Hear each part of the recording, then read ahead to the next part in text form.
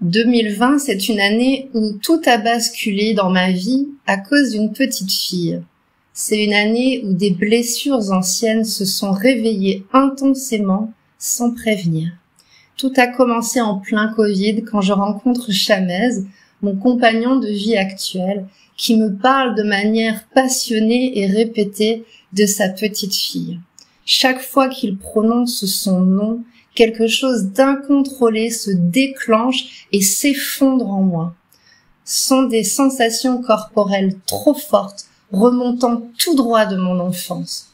Peut-être que tu connais ça, ou peut-être que tes clients l'ont vécu.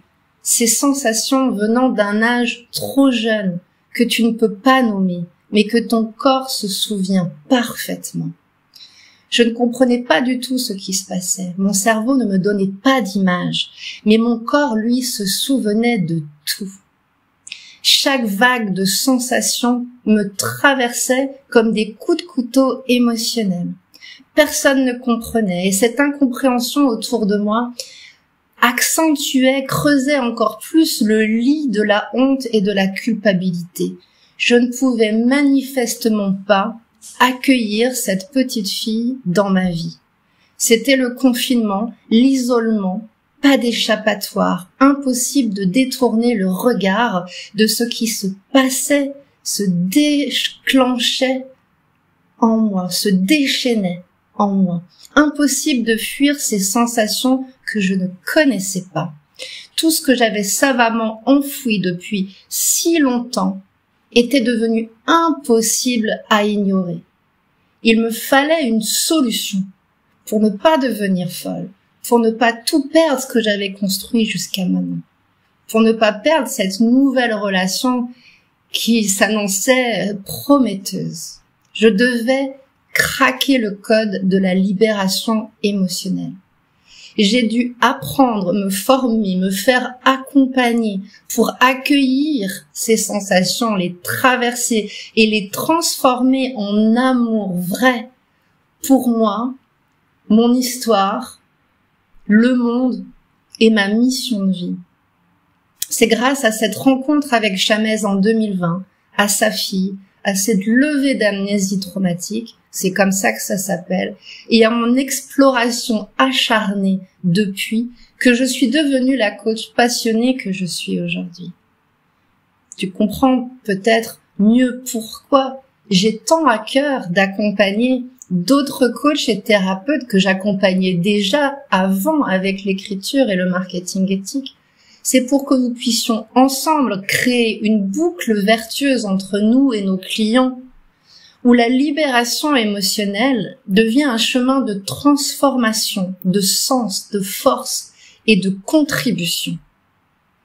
Donc si tu es coach, thérapeute, et que tu ressens toi aussi ces vagues, ces sensations venues d'un autre temps que tu ne peux pas voir, si tu ressens aussi cette honte et cette culpabilité, sache bien sûr que tu n'es pas seul, mais sache surtout qu'il est possible de transformer cette douleur, de la libérer. On n'est pas obligé de la garder, mais on peut la transformer en force, en puissance, en énergie créatrice au lieu de la garder bloquée, en mission de vie, en contribution pour plus d'impact dans ce que nous entreprenons au quotidien.